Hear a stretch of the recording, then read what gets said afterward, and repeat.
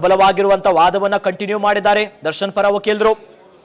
ಲಾ point ಗಳನ್ನ judge ಮುಂದೆ ಅವೆಲ್ಲವನ್ನ ಪರಿಗಣಿಸಬೇಕೇನು ನಿಟ್ಟಿನಲ್ಲಿ ಎಕ್ಸ್ಪ್ಲೇನ್ ಮಾಡ್ತಾರೆ.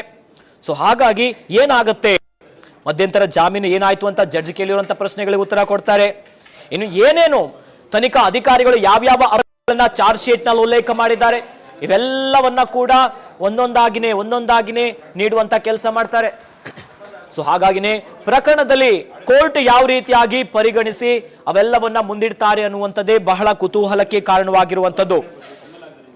ಹೈಕೋರ್ಟ್ ನಲ್ಲಿ ದರ್ಶನ್ ಪರ ಪ್ರಬಲವಾಗಿ ವಾದವನ್ನ ಅನೇಕ ಕೇಸ್ಗಳನ್ನ ಕೂಡ ಮುಂದಿದ್ದಾರೆ. ಇನ್ನು ದರ್ಶನ್ ಪರ ವಕೀಲರು ಯಾವ ಅಂಶಗಳನ್ನ ಕೋರ್ಟ್ ಗಮನಕ್ಕೆ ತರ್ತಾ ಇದ್ರಲ್ಲ ಇವೆಲ್ಲವನ್ನ SPP ಪಾಯಿಂಟ್ ಡೌನ್ ಮಾಡ್ಕೊಂಡಿದ್ದಾರೆ.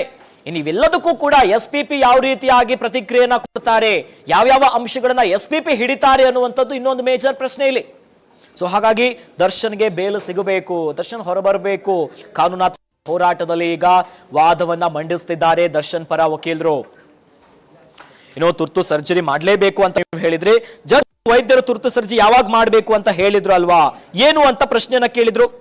ಇದಕ್ಕೆ ನ್ಯಾಯಮೂರ್ತಿಗಳು ಕೇಳಿರುವಂತ ಪ್ರಶ್ನೆಗೆ BP ವೇರಿಯೇಷನ್ ಉತ್ತರವನ್ನ ಕೊಟ್ಟಿರ್ತಾರೆ CV ನಾಗೇಶ್ವರ್ ಅವರು. ಹಾಗಾಗಿ ಕೋರ್ಟಿನಲ್ಲಿ ದರ್ಶನ್ ಅವರ ಜಾಮೀನು ಭವ್ಯ ಏನಾಗುತ್ತೆ, ದಾಸ ಜೈಲಿನಲ್ಲೇ ಲಾಕ್ ಆಗ್ತಾರಾ ಅಥವಾ ಬೇಲ್ ಸಿಕ್ಕಿ ಒಂದು ಸಂತಸವನ್ನ ನೋಡ್ತಾರೋ ಅನ್ನುವಂಥದ್ದೇ ಪ್ರಶ್ನೆ. ನೋಡಿ, ರೇಣುಕಾ ಸ್ವಾಮಿ ಕೊಲೆ ಪ್ರಕರಣದಲ್ಲಿ A2 ಆರೋಪಿ ಆಗಿದ್ದಾರೆ, ನಟ ಭಯಂಕರ ಆಗಿಬಿಟ್ನಾ ಅನ್ನುವಂತ ಪ್ರಶ್ನೆ ಕೂಡ ಮೂಡಿತ್ತು. ಯಾಕಂತಂದ್ರೆ ಈ ಪ್ರಕರಣ ಆ ರೀತಿಯಾಗಿದೆ. ಸೊ ಹಾಗಾಗಿ ಕೋರ್ಟಿನಲ್ಲಿ ಸುದೀರ್ಘವಾಗಿರುವಂತಹ ವಾದವನ್ನ ಮುಂದುವರಿಸಿದ್ದಾರೆ ದರ್ಶನ್ ಪರ ವಕೀಲರು. ಒಂದೊಂದೇ ವಿಚಾರಗಳನ್ನ ಚಾರ್ಜ್ ಶೀಟ್ ನಲ್ಲಿ ಉಲ್ಲೇಖ ಆಗಿರುವಂತಹ ತನಿಖಾ ಅಧಿಕಾರಿಗಳು ಯಾವ್ಯಾವ ಅಂಶವನ್ನ ಮಿಸ್ ಮಾಡಿದ್ದಾರೆ, ಇದು ಉದ್ದೇಶಪೂರ್ವಕವಾಗಿ ಇದೆಯಾ, ಇದನ್ನ ಯಾಕೆ ನಿಯಮಗಳನ್ನ ಪಾಲನೆ ಮಾಡಿಲ್ಲ ಅನ್ನುವ ಅಂಶಗಳನ್ನು ಕೂಡ ಮುಂದಿಟ್ಟಿದ್ರು. ಸೊ ಹೀಗಾಗಿ ಪ್ರಬಲವಾಗಿರುವಂತಹ ವಾದ ಮುಂದುವರಿಸ್ತಾ ಇದ್ದಾರೆ.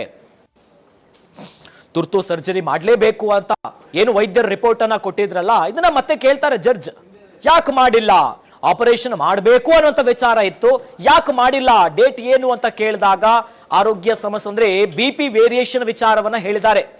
BP ನಾರ್ಮಲ್ ಆಗ್ತಿದ್ದಂತೆ ಇವರಿಗೆ ಆಪರೇಷನ್ ಆಗುತ್ತೆ, ಚಿಕಿತ್ಸೆಯ ಅವಶ್ಯಕತೆ ಇದೆ ಅನ್ನೋದನ್ನು ಕೂಡ ಕೋರ್ಟ್ ಗಮನಕ್ಕೆ ತಂದಿದ್ದಾರೆ.